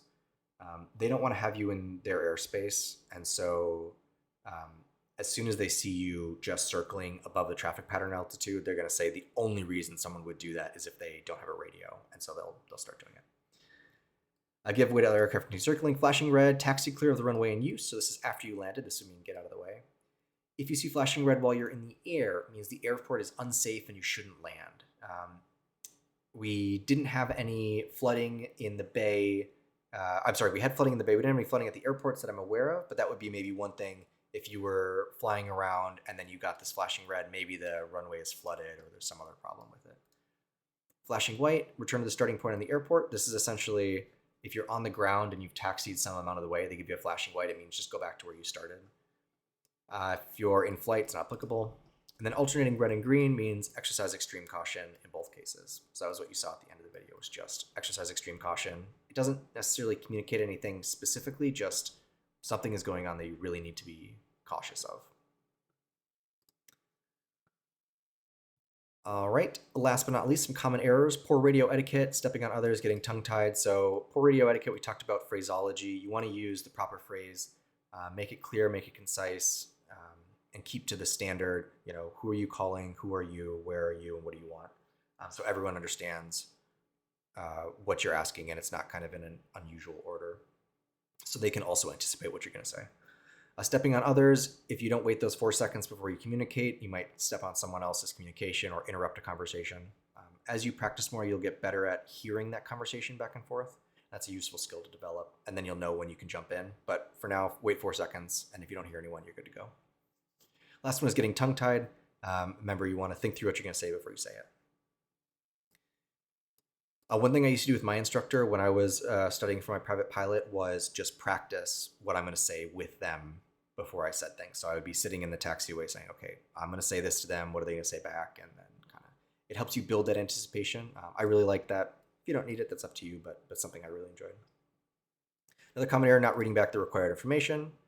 And then the last, not scanning for traffic or keeping traffic to follow in sight. So if you're cleared to depart, and they say watch or follow some traffic who's departing ahead of you, you need to make sure you keep them in sight. Or if you lose sight, you got to let tower know, because if you tell them you have them in sight, they're expecting you to keep away from them, basically. And of course, not scanning for traffic is a concern anytime you're in the airport vicinity. Well, anytime you're anywhere, really, you want to be scanning for traffic, but especially around the traffic pattern where it's really busy, there's going to be people right there.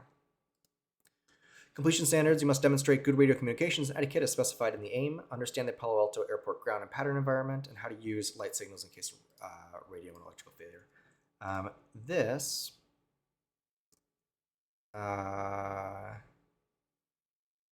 is okay. We didn't talk about one of the things I should have talked about. Let me make a note to add that, and let's quickly talk about that.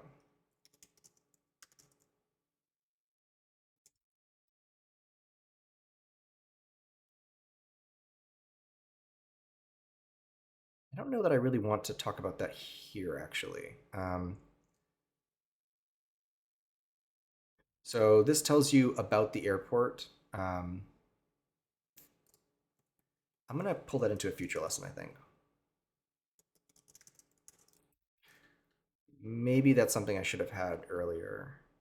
Okay, well, that's okay.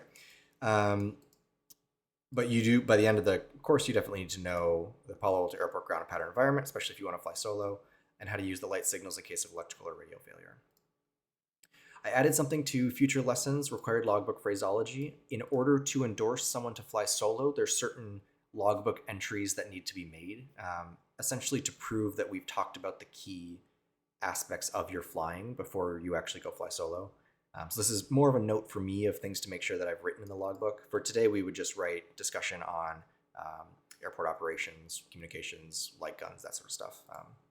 All things you need to know, but there isn't a specific phrase that the FAA expects us to log. Required homework. Okay, we have a little bit of required homework. Memorize the phonetic alphabet. Consider singing the alphabet while washing hands. Memorize the Palo Alto frequencies, ATIS, ground, tower, and the emergency frequency. And then print light gun signals for your knee board. Oops, there we go. And recommended, oh, I guess I'll leave these all open. Recommended homework, listen to liveatc.net for Palo Alto or San Carlos. So we have just a minute left here. Let's see, we got 4 minutes. I will pull up atc.net real quick just so you can hear it. Oh, I see why. I was going to see if there's any traffic around the area. But let's go on atc.net and see what we hear.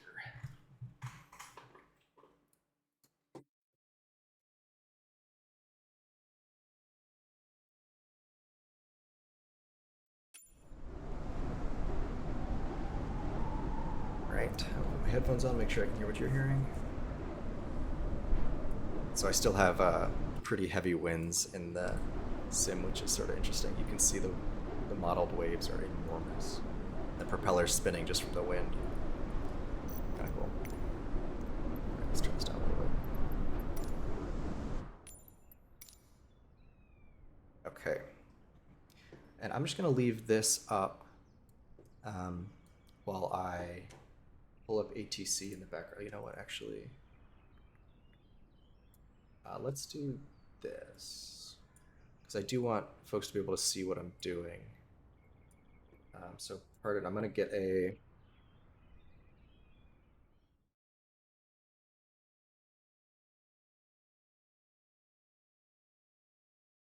All right, hopefully you can hear me. Great. And then 3 minutes here. I think I can do it. Okay, you can hear the birds from the game.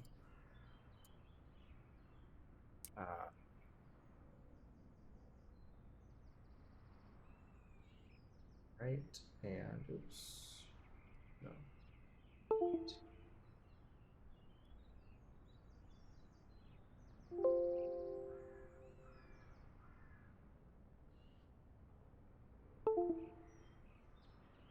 So what I'm trying to do is capture a browser window so I can actually show live ATC. Okay, that should work.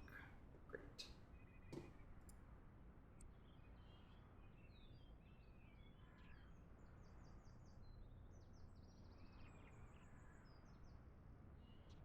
Hopefully that works. Sorry if the color is a little off. Just quickly trying to do this one because I think it'll be useful. So this is liveatc.net. It's a great way to listen in on radios around the country. For instance, when I'm sitting in KSFO, San Francisco's airport, sometimes I'll listen in on their ground frequency, see what's going on, just kind of listening to whatever. Let's go to Palo Alto. And we will listen to, first we can do the ATIS. So this is the weather information. That load.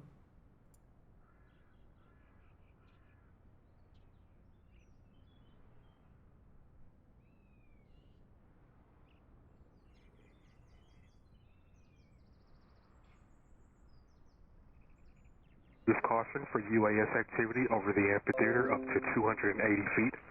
Read back hold short instructions and runway assignment. Advise ground control of departure request. Advise on orders for contact. You have information. Romeo.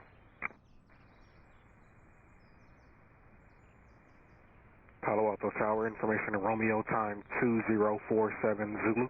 Wind 120 at 1. Okay, so that's the ATIS. Let's listen to tower and see what's going on.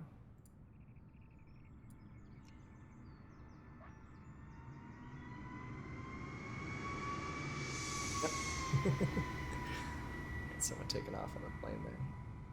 Oops. It may be a quiet day at Palo Alto.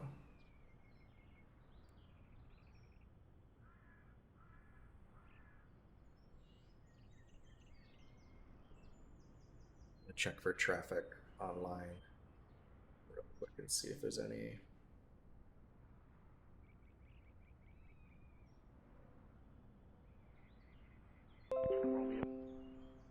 Cessna 66085 Palo Alto Tower.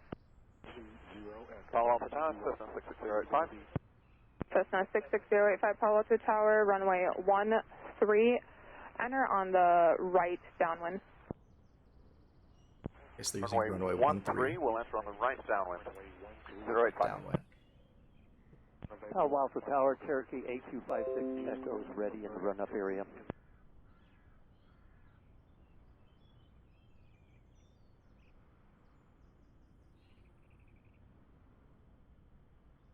Okay, so the tower didn't respond right away, which is not Cessna unheard of. 22 Kilo, when able, make an early left crosswind. Yeah, it's obviously gonna do.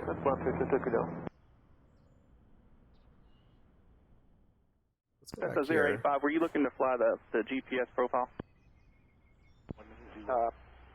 Negative, we'll make a landing. We've been requested to make right traffic, runway 13. Cessna 085, Roger, we're just asking for training purposes. You can continue on the right downwind. We'll call your base, thanks. We'll continue on the downwind. You'll call our base. 085.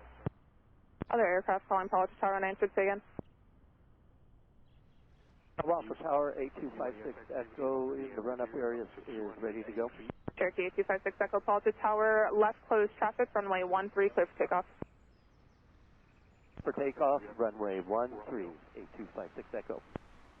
So I was just showing what that pilot was doing. So he was in the run-up area there, and then just asked for Cessna permission to 22 go Kilo, and runway take off. 13, clear for All right, cool. Well, let's call it there for today. Thanks everyone for joining. I will see you on Monday for our next lesson. Have a good weekend.